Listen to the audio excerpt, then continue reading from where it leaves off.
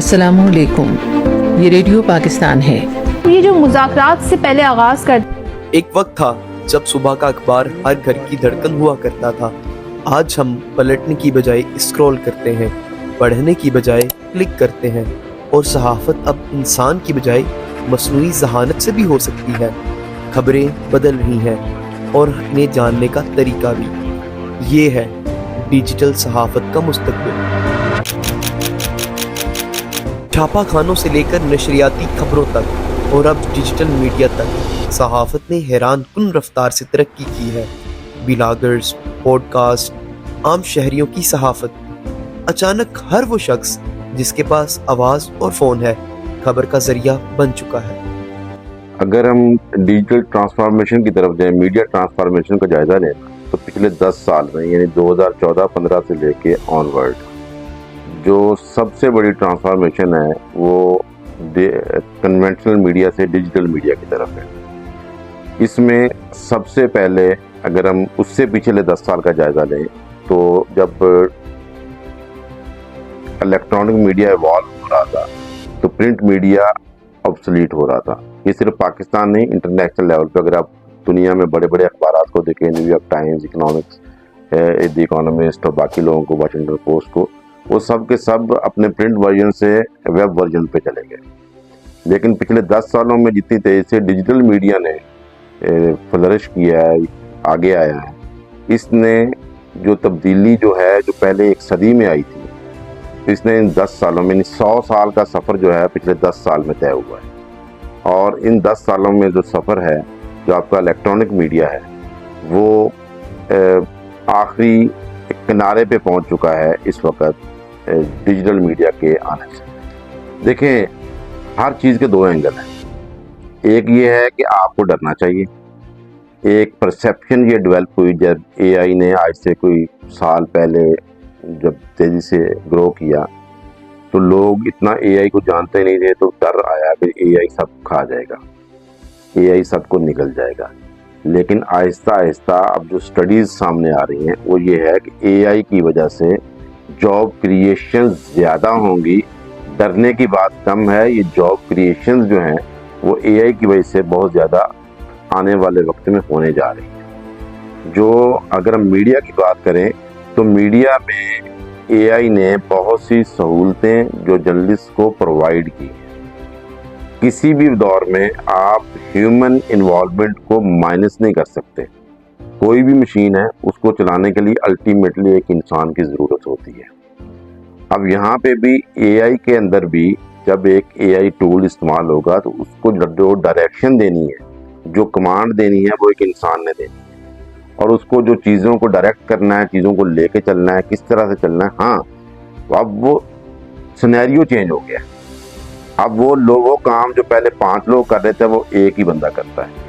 वो एआई को कहता है वो 5 बंदों का काम एक एआई से करवा लेता है। लेकिन ये नहीं है कि जब एआई आया तो इससे और नए हेड्स क्रिएट हुए, क्योंकि डिजिटल मीडिया जब आया है तो डिजिटल मीडिया की बहुत सी रिक्वायरमेंट्स भी हुई हैं।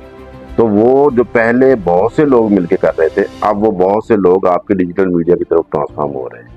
तो एआई जो है वो डरने की चीज़ नहीं है, इससे सपोर्ट लेने की ज़रूरत है। इसके साथ वो कहते हैं ना कि दोस्ती करने की ज़रूरत है। अगर आप दोस्ती करेंगे तो आप आगे बढ़ेंगे, अगर डरेंगे तो मरेंगे। ये एक सादा सा असूल है। डिजिटल सहाफ़त रफ्तार, रसाई और आवाज़ों की तनू लाती है, मगर इसके साथ साथ जाली खबरें, गूंजते कमरों और गलत मालूमात का खतरा भी। डाटा जर्नलिज्म और इंटरैक्टिव स्टोरी टेलिंग, एआई, ये सब कहानी सुनाने का अंदाज को नए रंग तो देते हैं, मगर सवाल ये है कि बयानिए का कंट्रोल किसके हाथ में है। अस्सलाम वालेकुम, मेरा नाम इसका सलीर है और मैं BSNC की स्टूडेंट हूँ।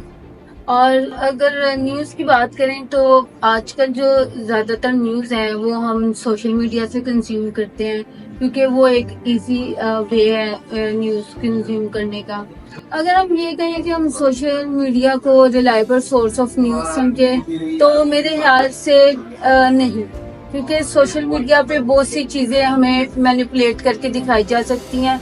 ہاں بہت سی چیزیں یہ ہیں کہ ہم اس پہ اس کو ریلائبل ہو سکتے ہیں، لیکن ہم یہ نہیں کہہ سکتے کہ ہم 100% ہیں سوشل میڈیا پہ ریلائبل کریں کہ جو نیوز ہمیں مل رہی ہے سوشل میڈیا پہ وہ 100% ٹرو ہوگی۔ جیسے جیسے وقت بڑھتا جا رہا ہے، سینسرشپ کی وجہ سے بہت سے نامور جرنلسٹ ڈیجیٹل میڈیا کا رخ کرتے ہوئے سوشل میڈیا کے اوپر یوٹیوب پر اپنے ولاگز بناتے ہیں، اپنا وہی کانٹینٹ انسٹاگرام ٹک ٹاک پر بھی شیئر کرتے ہیں۔ اسی کے ساتھ ساتھ بہت سی نامور نیوز ایجنسیاں بھی کھل چکی ہیں، جس میں کرن تھاپڑ کی دی وائر اور مہدی حسن کی زیٹو بھی شامل ہے۔ السلام علیکم، میرا نام مشارف ماس اسلام ہے اور میں media and mass communication digital journalism کا اسٹوڈنٹ ہوں۔ اگر ہم اس نئے زمانے کی بات کریں تو ہمارا جتنا پرانا میڈیا تھا اس time digital media, online media, جس کو ہم آن لائن جرنلزم بھی کہہ سکتے ہیں، اس کی طرف شفٹ ہو رہا ہے۔